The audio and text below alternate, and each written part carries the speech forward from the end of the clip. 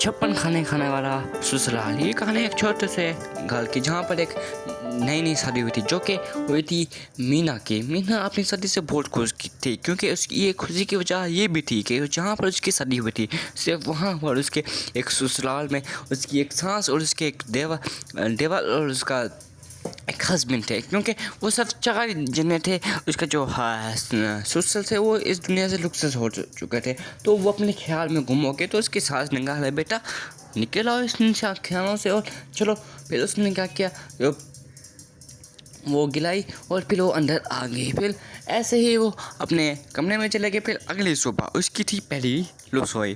फिर वो अपने किचन में मज़े से खुशी से अपने किचन में गई और जाके वहाँ पर अपनी सोच लगी कि मैं ते अच्छी किस्मत थी कि मेरी यहाँ पर शादी हुई, क्योंकि यहाँ पर तो कुछ भी नहीं है, इतना खाना नहीं है, बस 4 ही बंदे हम। उसने फिर कुकर चढ़ाया, फिर उसके साथ आ गई और उसने आके उसको ऐसा झटका दिया कि वो खुद है ना कि वो आगे कहती है कि बेटा तुम ये क्या कर रहे हो। उसने कहा कि मैं अपनी वो रसोई खाना बना रही हूँ, मुझे मेरी आज पहली रसोई। वो तो मुझे पता है आप पहली रसोई है आपकी, लेकिन आप इतना छोटा ये बस एक खाना बनाओगी। उसने कहा कि नहीं, हम तो सिर्फ इतने ही खाना खाएंगे ना, आप क्यों आपने कहीं बांटने। उसने कहा नहीं हम लोग ना 56 खाने खाते हैं, अभी तुम नहीं हो है ना, इसलिए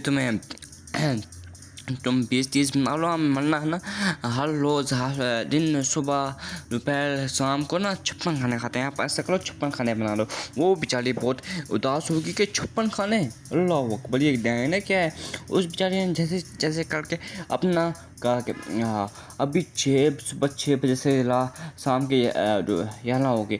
फिर अभी वो अपना काम करते रहे। फिर उसके सारे कपड़े और सारे वगैरह ख़राब हो गए और कहने लगे अपने आप से कि मैं किन जानवरों से पा के 56 खाने कौन खाता है, अस्तगफुरुल्लाह। फिर उसने क्या किया कि खाना बनाया और फिर अपने भाई उनके आगे लग गए। उन्होंने कहा कि ठीक है, अभी उन्होंने खाना खाया और कहा कि खाना तो आपका अच्छा है, लेकिन ना अभी मेरा पेट भर के मैं 1 घंटे तक नहीं खाऊंगी। वो कहने लगी। अगले पार्ट के सब्सक्राइब करें। अगर वो